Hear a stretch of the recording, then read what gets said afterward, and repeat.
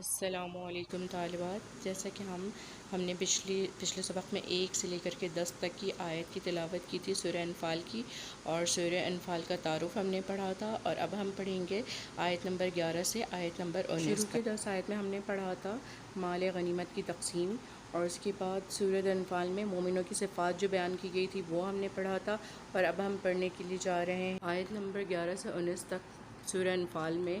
جو ہم پڑھنے جا رہے ہیں وہ ہے کہ اللہ تعالیٰ نے غزوہ بدر میں مسلمانوں کی کامیابی کے لیے کس کس خصوصی انعام و احسان کا ذکر کیا، تو ہم اس کا مطالعہ کریں گے۔ وہ انعامات یہ ہیں: سکوت نیند، سکون قلب، اور خواب میں کفار کی تعداد کم دکھائی دینا، فتح کی بشارت، فرشتوں کی آمد، رسول اللہ صلی اللہ علیہ وسلم کا معجزہ، اللہ کو کثرت سے یاد کرنا، اللہ اور اس کے رسول کی اطاعت کرنا، مصیبت کے وقت صبر کرنا، خلوص نیت، آپس میں اختلاف نہ کرنا، اترائے ہوئے میدان جنگ میں نہ جانا، دکھاوے سے باز رہنا۔ اس آیت میں کہا گیا ہے کہ اے ایمان والو، خدا اور اس کے رسول اللہ صلی اللہ علیہ وسلم کے حکم پر چلو، اس سے روگردانی نہ کرو، اور تم سنتے ہو ان لوگوں جیسے نہ ہونا جو کہتے ہیں کہ ہم نے حکم خدا سن لیا مگر حقیقت میں نہیں سنتے۔ کچھ شک نہیں کہ خدا کے نزدیک تمام جانداروں سے بدتر بہرے گونگے ہیں جو کچھ نہیں سمجھتے۔ یعنی کہ اس سبق میں یہ کہا جا رہا ہے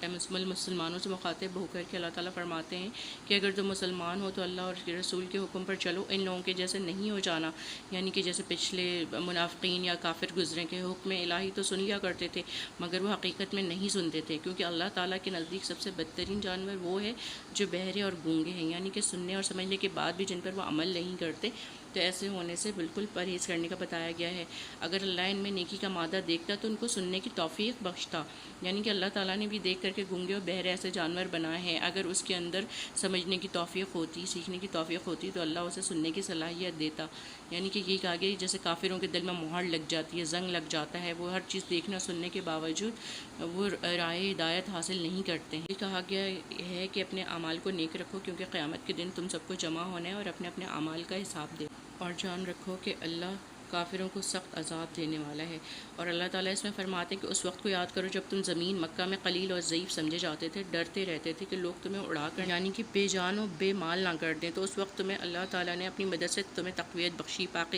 پاکیزہ چیزیں کھانے کو دی، اس کا شکر ادا کرنے کو کہا ہے۔ اے ایمان والو، نہ تو اللہ اور اس کے رسول کی امانت میں خیانت کرو، نہ اپنی امانتوں میں خیانت کرو، اور تم ان باتوں کو جانتے ہو، جان رکھو کہ تمہارا مال اور تمہاری اولاد تمہاری بڑی اور یہ کہ اللہ کے پاس نیکیوں کا بڑا ثواب ہے۔ یہ تھی آیت نمبر 11 سے آیت نمبر 19 تک، اور اس کا کام آپ نے کرنا ہے، نوٹس میں موجود ہیں، سارے سوالات کے جواب کر کے مجھے چیک کروائیے، پھر میں آپ کو بتاؤں۔